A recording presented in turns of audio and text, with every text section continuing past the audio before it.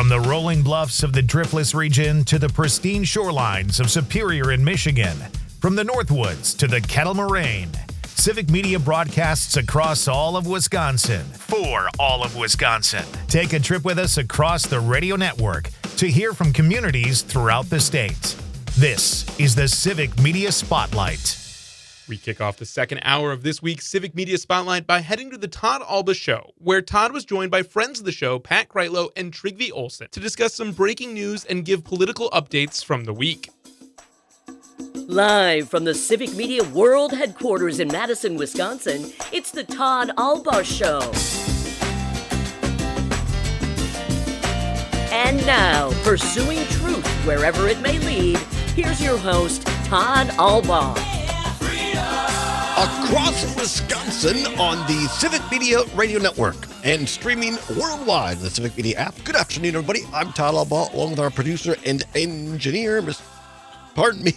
Aaron Sommers on the board. I had a burp. I had a breath and a burp all at the same time. Sorry about that. Always great, Mr. Sommers, to have Pat Kreitlow and Trygve Olson on the show. There's a certain energy on Wednesdays that I just love. Oh, absolutely. And I'm glad that we got to have Pat on a little bit extra today. Yeah, absolutely. When we were waiting for Pat to join up, Todd did not yet know that he had. And so he said, we got to ask Pat when he gets here if he wants to stay till 12:30. And then Pat, yes!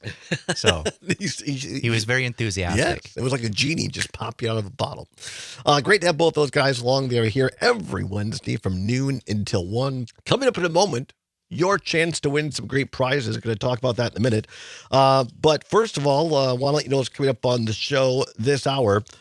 We're going to tell you what a World Cup soccer star, or as they say every place else, football. It's not soccer, it's football. I will tell you what a football player has to do with mega Republicans. I'll explain that in just a minute. And some, acronyms as well. Speaking of acronyms, we were talking about Scott Walker and Donald Trump the last hour with Trygve and Pat. And one of the things we're talking about that mega Republicans, Donald Trump going after people who don't really, in their opinion, are no longer Republicans. They call them rhinos. Republicans in name only. Call them rhinos. So here now, a guy on Twitter, Melvin Edwards. I have no idea I just want to give him credit. This was not my original, so I don't like to plagiarize. So Melvin Edwards tweeted this about Donald Trump and his money woes this week. He said, Donald Trump is a bino. You know what a bino stands for? Billionaire in name only? Bingo! Nicely done, Mr. Sommers. Wow. Ring the bell. That's right. A bino. Donald Trump is a billionaire in name only. A bino. That's very good. Going to talk about more of that in a minute. We were talking about former Governor Scott Walker in the last segment.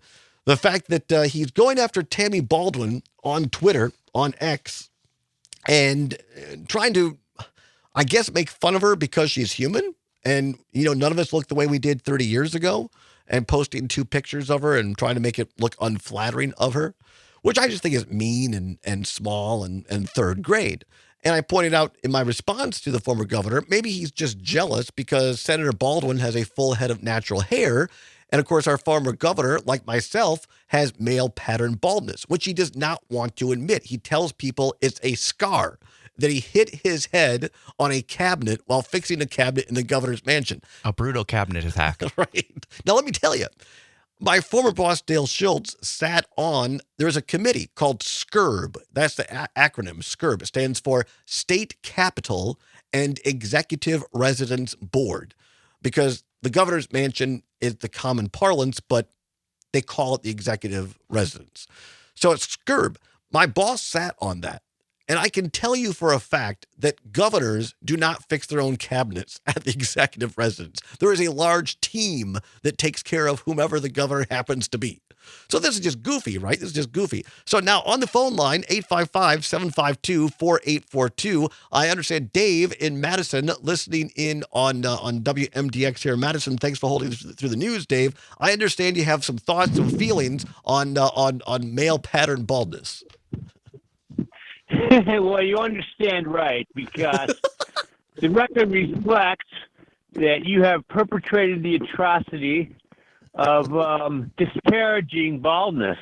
Well, as Homo sapiens, as humans lose more and more hair, as we become more and more evolved humans, we lose more and more hair. So, of course, you can infer from that guys like you and me that are bald are an evolutionary step above the rest. Secondly, I'm not sure about Hey, that, I but go thought ahead. that- Speak for yourself, but go ahead. anyway, secondly, I heard a Wall Street Journal analysis of Donald Trump's wealth. Apparently, it's about $3 billion, but he doesn't have sufficient amount of liquidity to buy a bond.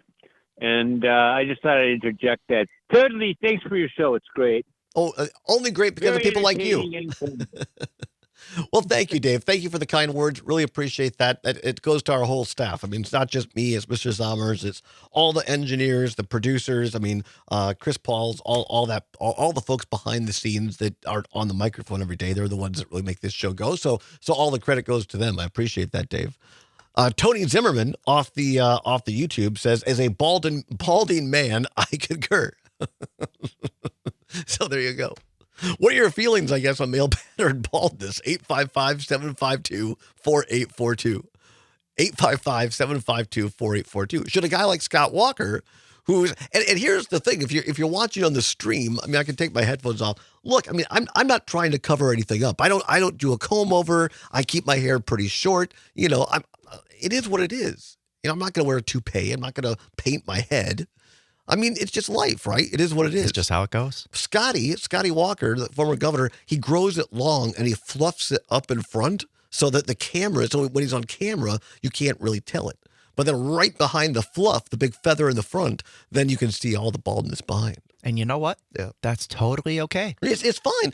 But this is the thing, you understand? This is the thing that I think that belies Scott Walker is that he's a fake, right? He doesn't, it's all a facade. And it's just for show. And I think his hair, how he looks at himself and his hair and being so vain about it, authentic people like Trygve, other people, I mean, we just embrace it. Be authentic. Jeff Perry, our ongoing contributor on Facebook, says, I have the worst toupee in radio. I don't know if that says a lot or not very much, because I'm not I sure. feel like in radio, you probably care less, Right. because, aside from if you're doing a live stream like we are, people just don't see you. Coming up in a minute, Republican Party, MAGA, what it has to do with a major soccer star. But first, time once again for Ride into Spring.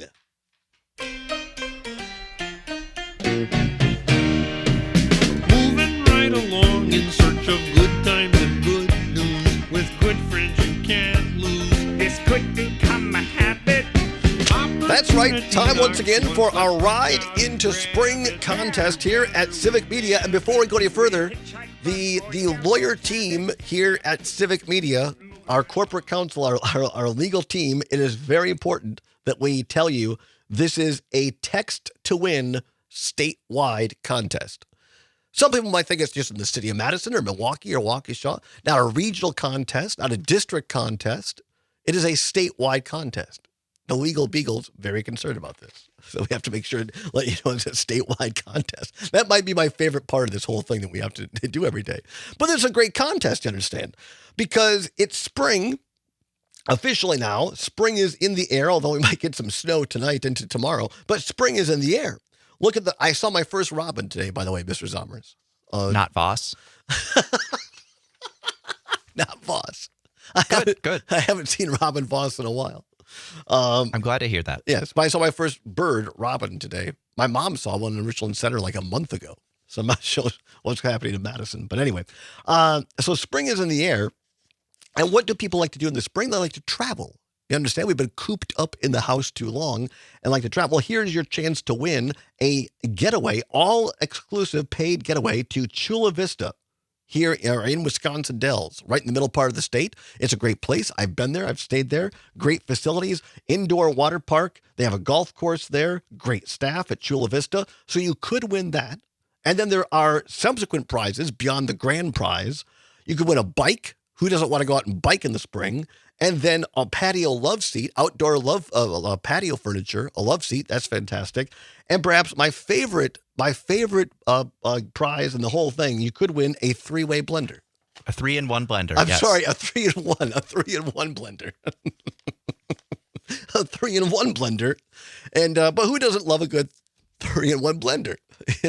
Sometimes just get together with other people. You don't know what's going to happen. Just mix drinks. So I could use a new blender. Mine's kind of starting to give up, but Really? I cannot win this contest because it turns out I can see all of the words, and so that is cheating. So here's how you are eligible. Right now, go to your phone, and if you have not already, download the Civic Media app. Go to your app store, type in Civic, C-I-V-I-C, Civic.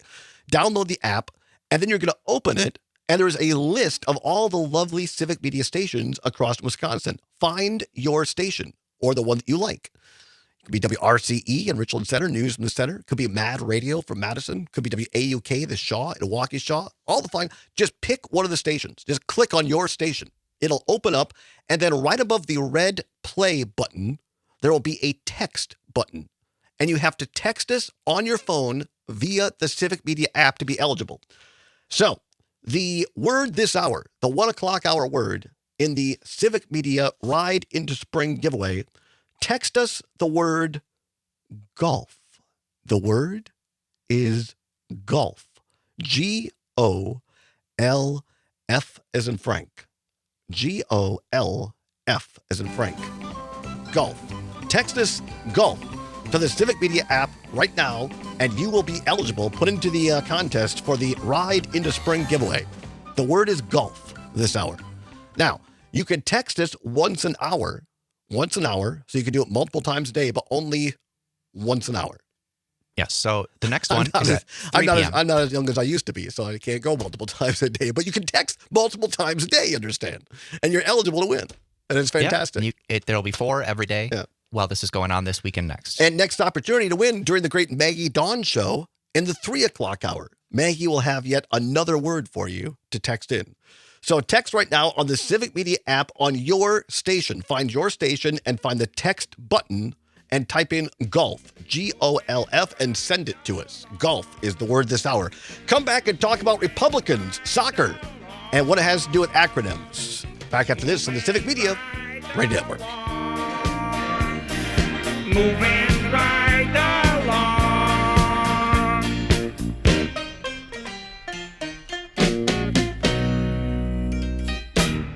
The Todd Allbaugh Show is part of the Civic Media Radio Network and airs across the network weekdays from noon till 2. To learn more about this show and all of the Civic Media programming, check out the website at civicmedia.us/shows. Welcome back to Civic Media Spotlight. To find the full-length content for everything you hear during Civic Media Spotlight, be sure to head over to the Civic Media website and check out all of the show's podcast page. Head to civicmedia.us/shows. We now head to the Earl Ingram Show, where Earl had a conversation this week about the nation's mismatching priorities when you compare how much money is going to be spent on this year's presidential cycle, along with how much money it would cost to end hunger in the nation.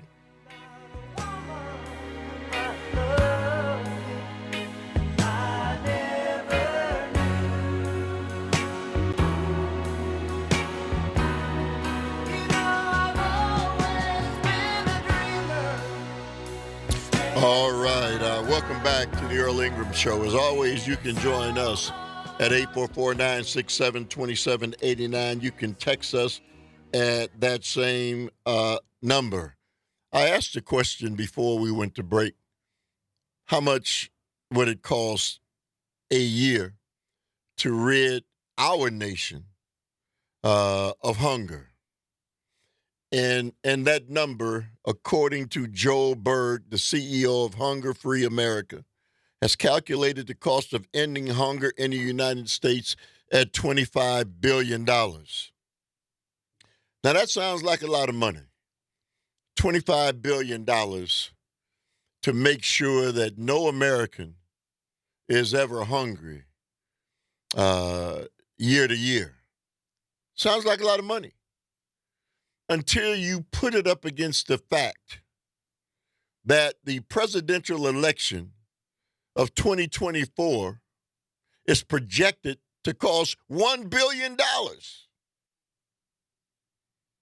I mean, something is seriously wrong in a nation that understands that there are American citizens who are hungry, children, the elderly, who are hungry, who don't get a chance to eat 3 square meals a day in the wealthiest nation on earth. And yet, you know, we complain about food stamps. We don't want to give people food stamps. They're getting something for nothing. But we're willing to spend $1 billion on the presidential election. 844-967-2789.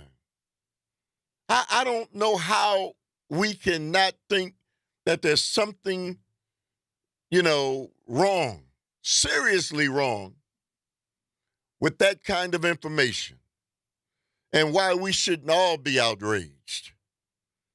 $1 billion for a presidential election. Listen to Joe Berg. It's not my words. These are Joe Berg's words.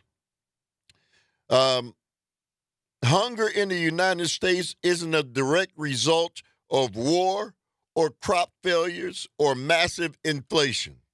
Americans who are hungry simply don't have enough money to buy food, Berg says. A combination of increased wages and improved safety net programs would be needed.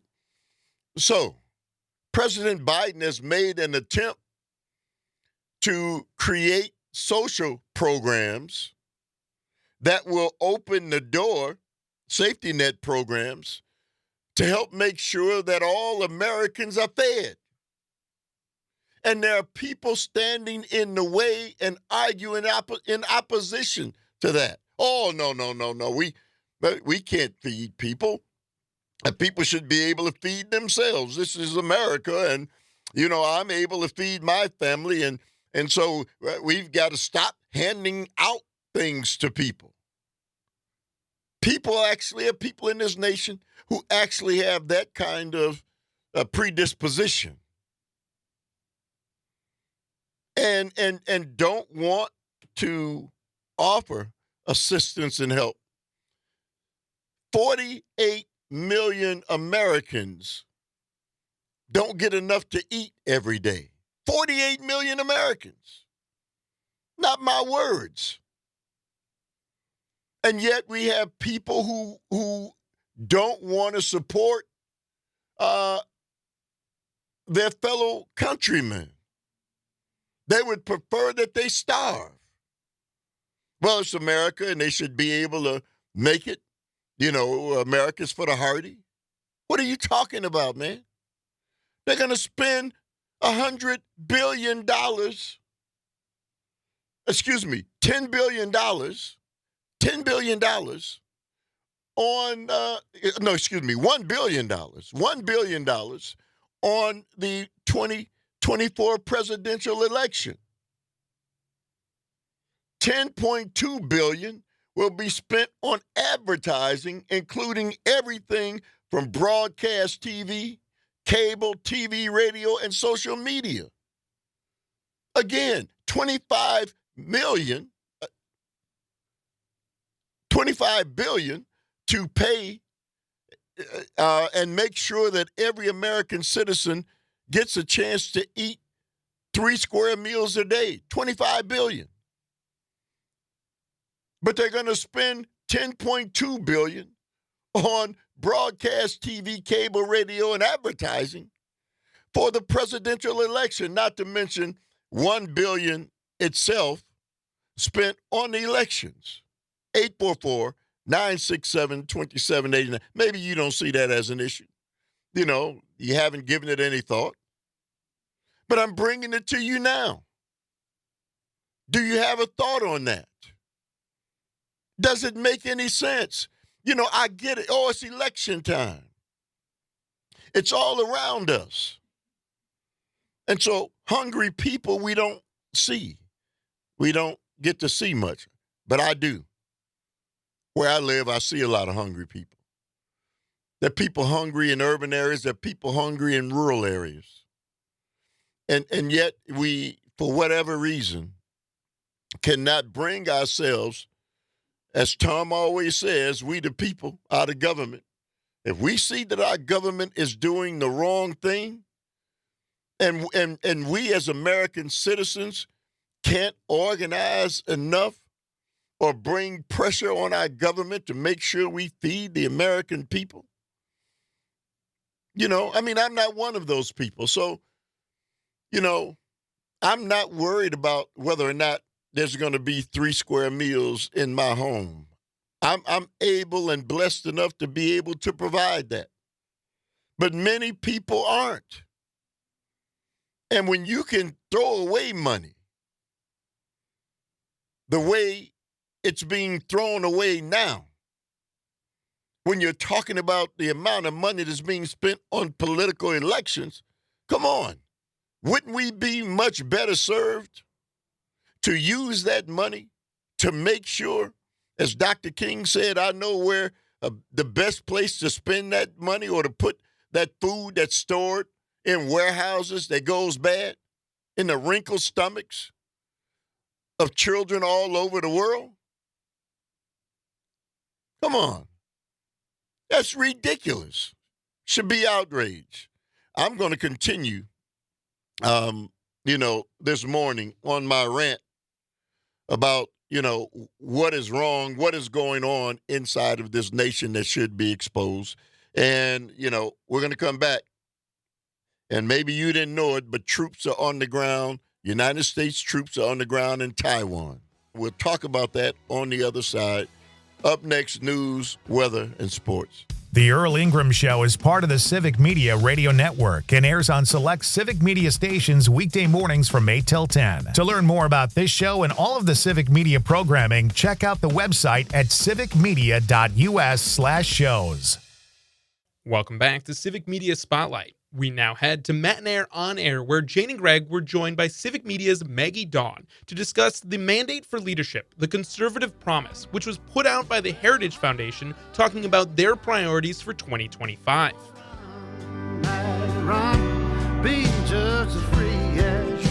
morning. Welcome to Matenaer On Air. Jane Matenaer, Greg Bach, coming to you from our studio in downtown Waukesha.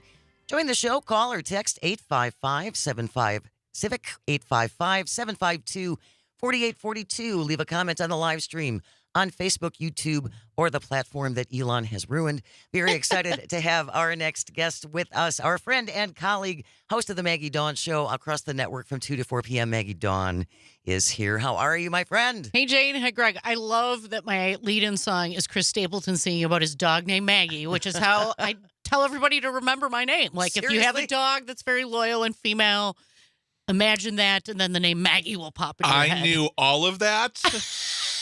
I took it in. I just made it work, and Chris and I got together, and we wrote this song for you. It's a damn good song. Yes, it is. He's a fine human.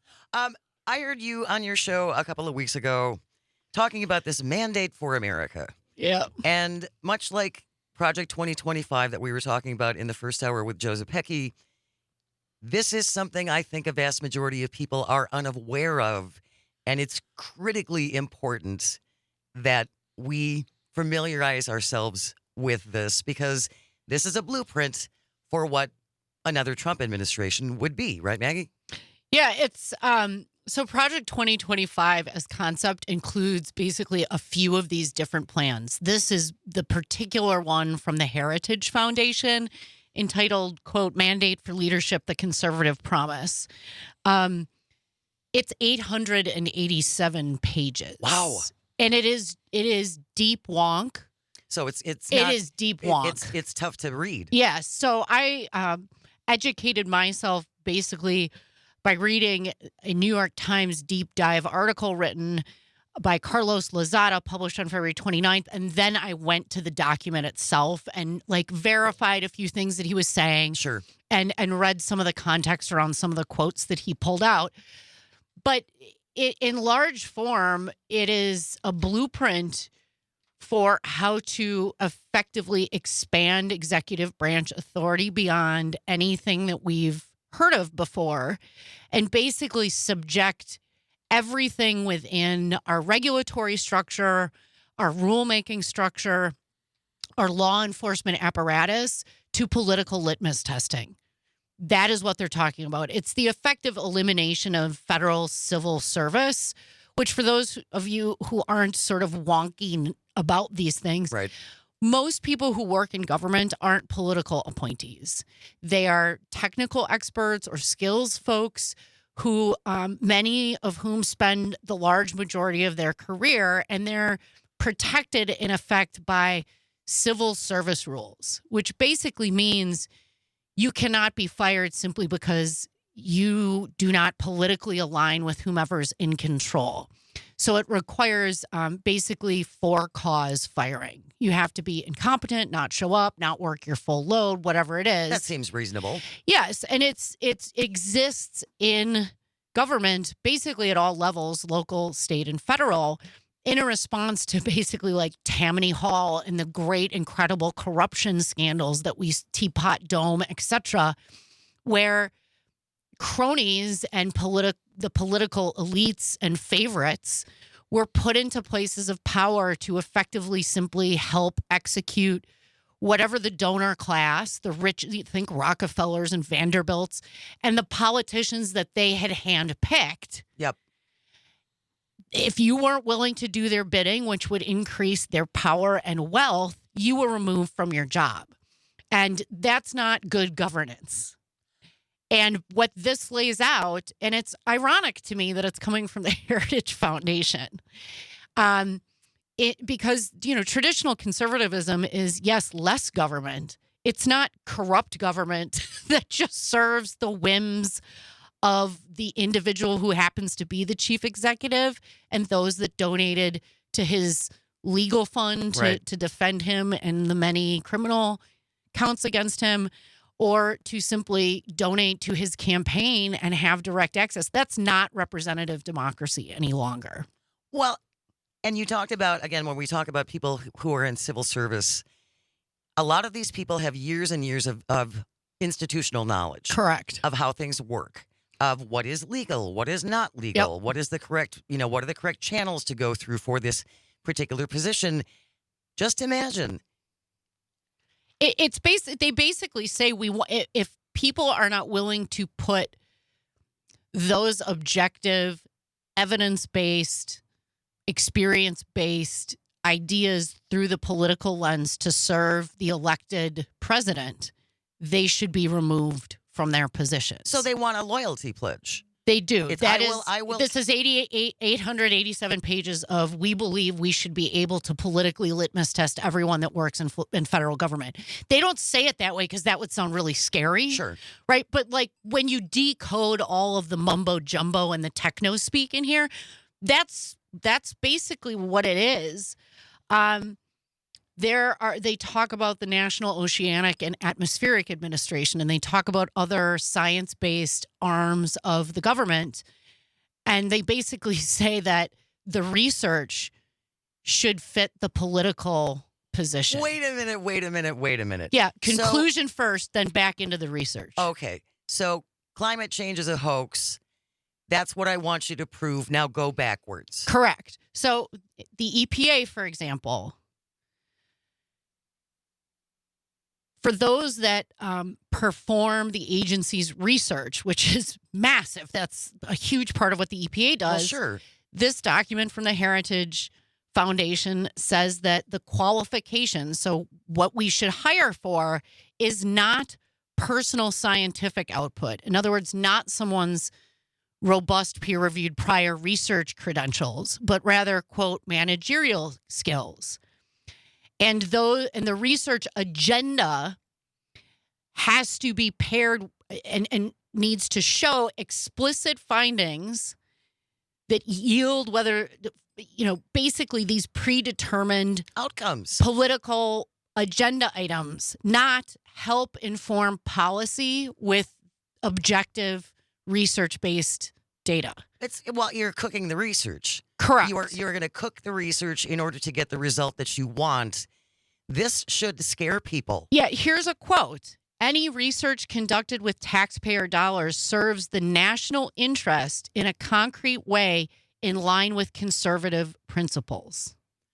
So you can only use conservative science? As if there was such a thing. I know. What does that even mean? I don't know, Jane. I everything that I read in this article, I kept like turning the page and getting more and more afraid. Because again, it has this patina of reasonableness, as if there is something called conservative science. There's not, right? They attack longtime career civil servants. They call holdovers with suspect loyalties lacking moral legitimacy. That's a quote. What is moral legitimacy? That you They agree. can define that. Right? That's exactly right, Greg. They define who is morally legitimate. And that is directly tied to your loyalty to the commander-in-chief. Yep. Go on, Maggie. Go on. Just one other bit. Sorry, Greg. The book calls for the reinstatement of Schedule F, a Trump-era executive order that would allow the president and political appointees to convert many career civil service positions into appointed roles, thus making those people easier to dismiss and replace with loyalists. In a memorable euphemism, the book refers to this effort as, quote, identifying programmatic political workforce needs. That's what I'm talking about, like programmatic political workforce needs. No, you're litmus testing people in what should be objective areas of the executive branch of government. Just say we want to hire a bunch of lackeys. Yeah. Who are going to do everything we want and give us the results that we want. And if the science that we want. And the science that we want. And unfortunately, if you think that this is only going to be limited to climate science, you're crazy. Oh, no. So just think about what this would mean for public health.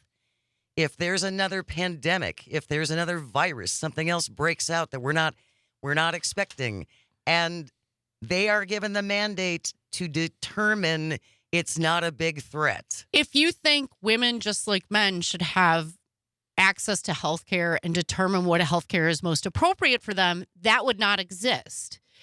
Because the government should, quote, maintain a biblically based, social science reinforced definition of marriage and family.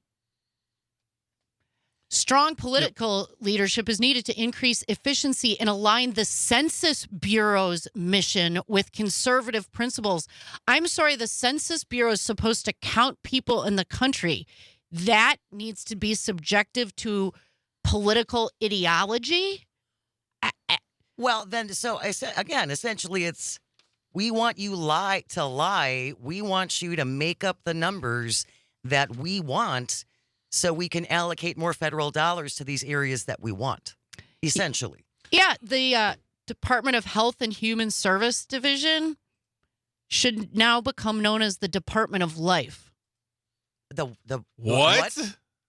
To enact the most, and a quote, to enact the most robust protections for the unborn that Congress will support.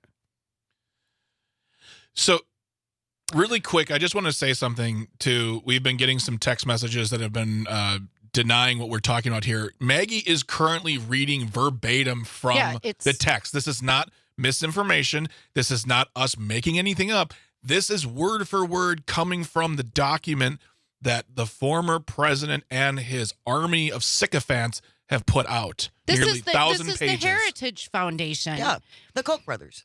Right. And just on this Department of Life point, their concern about life is, of course, selective, because later in the document, they call for, quote, finality in dealing with those people that are on death row. So the government can kill those on death row, but the Department of Health and Human Services should be the Department of Life. And, government should, quote, maintain a biblically based social science reinforced definition of marriage and family. Note the use of the term, not just biblically based, as if government should be biblically oriented, but social science, not science. Social science. Maggie Daun is our guest. She will be here when we return. Stay close. You're listening to Matenaer On Air. This is We got time. Oh, I'm sorry. I thought you gave me a 30 seconds. I gave you 3. Oh, that would be 3 we minutes. got minutes. Yeah. 3. Well, now I got 2.5. Jay, so. you just made me feel so much better because I sometimes misread Anya's hand signals, not because she's not giving them to me correctly, but because I'm doing 5 things at once, like in my head, formulating question and commentating. Right. So someone of your august experience and credentials makes me feel so much better when I sometimes read the hands wrong. That's so much better than saying, because you're so old and you've been doing this for so no, long. no. Hardly. I'll take August. I'll take August. Jane, August of knowledge yes. and... But here's, Trump's talking point when it comes to his criminal charges is that this is weaponized Department of Justice. Well, guess what? The Heritage Foundation says, no, we should just do that. It should be for our side, though. Yeah, just if our it's side. us, yeah, it's fine. Fine. The Justice Department and the White House counsel should act as a team, end quote.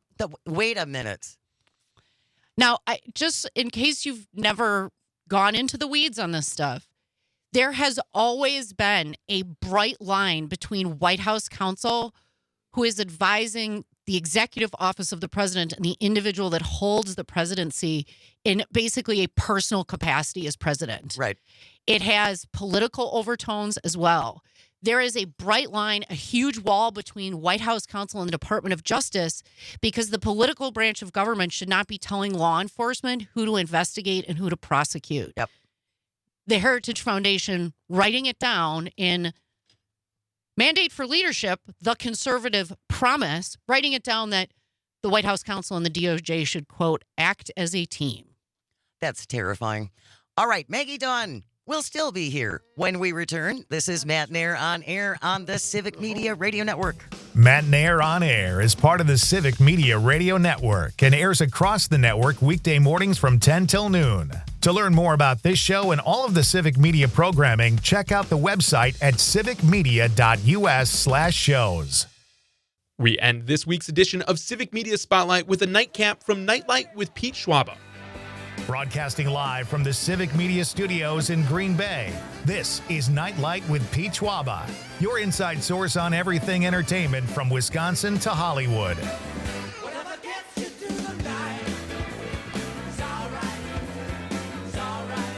And now, a guy who appreciates a nice hot meal at a fair price, Pete Schwaba. Welcome back to Nightlight. So fun to have you with me on a Thursday. Great to talk to Vince Morano. Hey, let's get to our next guest. This is an evening of comedy, folks. I've got comedians. I've got more comedians on the show than I know what to do with. But as a fellow comic, I'm thrilled to talk to all of them. So we started with Vince. Jeff Cohn will be along shortly, a fellow Marinette native. Very excited to talk to him. But right now, we're going to talk to another comedian who also owns his own comedy club in Sturgeon Bay called the Firehouse Comedy Club. His name is Asher Brooks, and he joins us now on Nightlight. Hey, Asher. Afternoon, evening, whatever time it is where you happen to be. My wife just left for Georgia, so my timelines are all messed up. Oh, is it always daylight now when your wife is out of town? Is that what you're saying?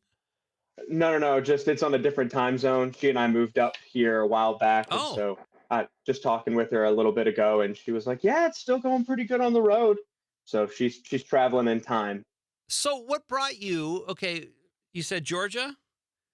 Yeah, I lived in Georgia, grew up there. In fact, didn't move up until right after the pandemic ended, about 2022, tail end of 2021.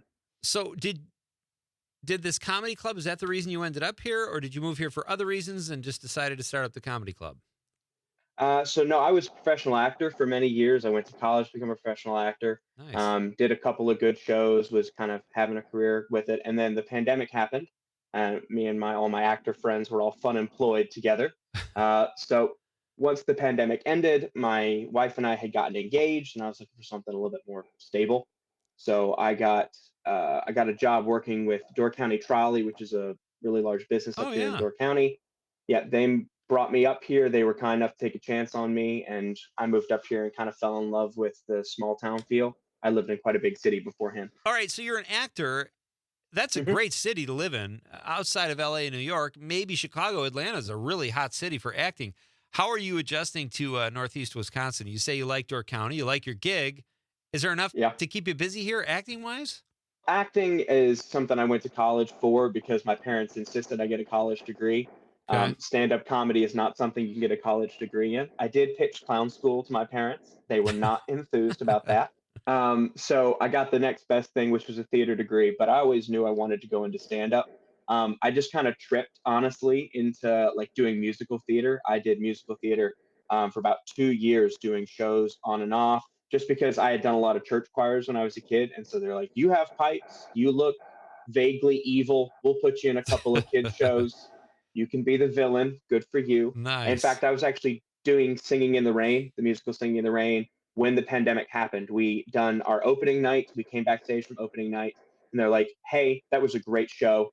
Unfortunately, there will not be any other shows for the foreseeable future. Oh, wow. Here is your check. We love you very much. Please go home. And so, no, moving up here, I work for Door County Trolley, and then I run the club up here, Firehouse Comedy Club. So I've been able to get back into stand up, which is something that I had to take a back seat while we got settled up here.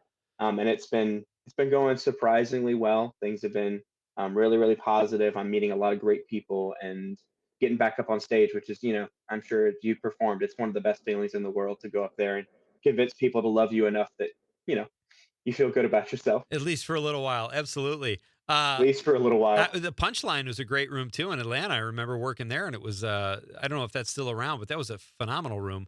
Okay, so all right. My guest, by the way, is Asher Brooks. He has a comedy club in Sturgeon Bay called the Firehouse Comedy Club. Yes, sir.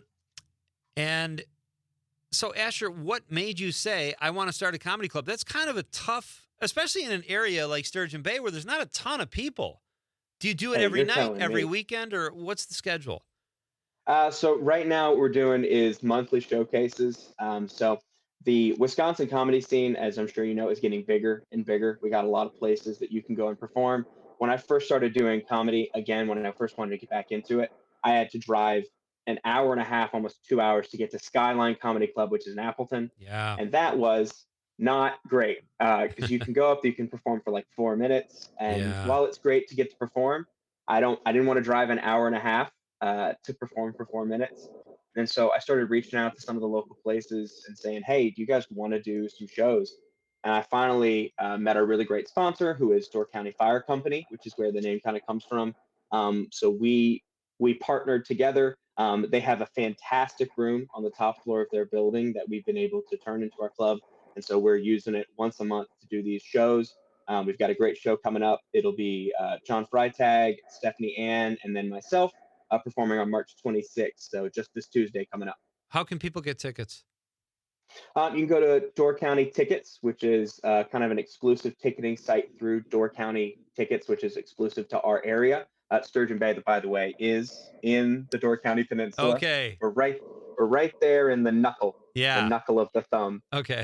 But you can also, you can buy tickets at the door, of course, but if you go to Firehouse Comedy Club's Facebook page, or if you go to my Facebook page, Asher Brooks on Facebook, you can find all the links that you need to come see us. Okay, cool. And now you may have, I don't think you answered this, but is it every weekend or do you space out your shows? We do it once a month because you're absolutely right. It is a small area. And so what we've done is for the last couple of months, we've been building up people coming up and visiting. We've had some other headliners come up. We had Kristen Leidy come up, who just is about to release her special, Disassociation Vacation, I think is about to come out. Okay. She's fantastic. We worked with other couple of good comics that have come up and performed. And so we're getting it to do it monthly. That way we don't, oversaturate the area. Yeah. But I'm hoping to hopefully be able to bring up an open mic as well. That way we can get some more fresh comics, especially from this area who want to perform, to come up and try out some stuff, some shorter form. Let's think about I love having live performers here in the studio. We've done it several times. The show is fairly new, 3 months. If we can work out something where you can have a comedian, I know there's no studio audience. We'll have to figure that out, but I'm open to it. That's all I'm saying. I'd love to see you keep this thing going. I think it's so great that there's comedy in Door County. Absolutely. Yeah. So who are your favorite comics? Oh, gosh. Well, when I was very young, so back when, because I grew up, I'm 27 now. Yeah. Oh, wow. Okay. Yeah, I know. You're Isn't it awful? You're getting up there. Isn't it terrible? I jumped off a thing the other day, and my knees got upset with me, and I don't know what to do with it. Asher, I'm very scared. hold that thought. I want to find out who your favorite comics are. We'll talk a little bit more about what you have coming up there, and we'll talk to Asher about what he's watching on TV. That's coming up next on Nightlight with Pete Schwaba on the Civic Media Radio Network. Nightlight with Pete Schwaba is part of the Civic Media Radio Network and airs across the network weekday evenings from 7 till 9. To learn more about this show and all of Civic Media's programming, check out the website at civicmedia.us/shows.